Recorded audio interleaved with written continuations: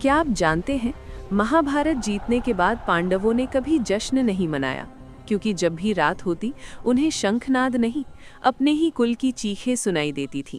विजय का मुकुट उनके सिर पर था, लेकिन आत्मा पश्चाताप की अग्नि में जल रही थी। जब महाभारत का महायुद्ध समाप्त हुआ, कुरुक्षेत्र की धरती शांत तो थी, पर आकाश अशांत था। हवा भारी थी, रक्त से भी भारी। वो भार था उन असंख्य योद्धाओं की अतृप्त आत्माओं का, जो अधूरी प्रतिज्ञाओं और अधूरे क्रोध के साथ भटक रही थीं। पांडव सिंहासन पर बैठ चुके थे, पर हर रात उन्हें ऐसा लगता मानो रणभूमि फिर से जीवित हो उठी हो। युधिष्ठिर की आंखों में नींद नहीं थी, भीम की भुजाओं में बल था, पर मन में शांति नहीं। अर्जुन के हाथों में गांडीव था, पर आत्मा कांप रही थी।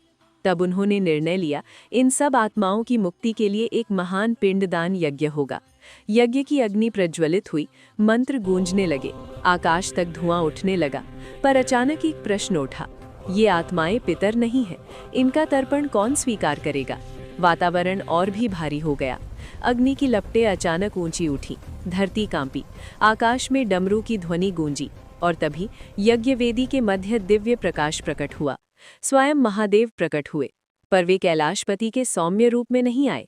वे आए भस्म से आच्छादित, गले में सर्प, मस्तक पर चंद्र, नेत्रों में अग्नि।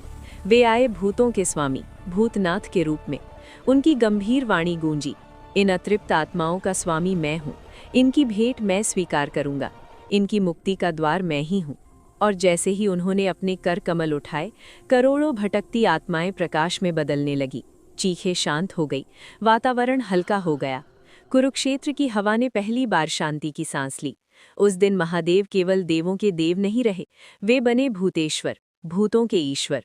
कृतज्ञता से भरकर पांडवों ने उसी स्थान पर शिवलिंग की स्थापना की, ताकि आने वाले युगों तक संसार याद रखे, युद्ध का अंत शस्त्रों से नहीं, मुक्ति और करुणा से होता है।